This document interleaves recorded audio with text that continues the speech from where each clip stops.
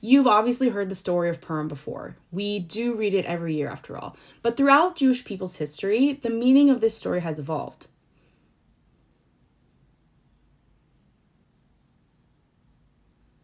In the 5th century BCE, in the vast Persian Empire, a man named Haman convinced the king to authorize a plan. On the 13th of Adar, every Jew, men, women, children, would be killed, legally, publicly, and across all provinces.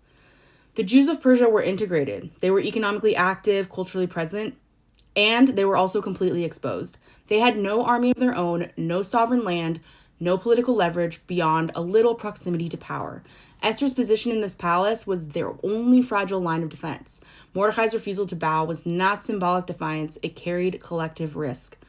For Jews living in that moment, Purim was about survival inside of this system that could turn on them overnight. But for Jews in later centuries in medieval Europe and also in North Africa and Eastern Europe, the story became something else. This was a template, a reminder that vulnerability in exile was never theoretical, that decrees can be written, rulers can be persuasive, and that belonging can evaporate. And then in 1948, the State of Israel was founded, and Purim again had a different meaning. For Jews in Israel, sovereignty meant that Jewish fate would no longer hinge on palace intrigue or royal favor. Defense would not depend on access, but rather on self-determination.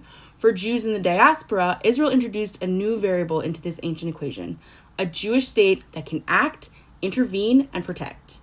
Purim is not just about a villain being defeated. It's about the long arc from dependency to agency and what that shift means for Jewish peoplehood.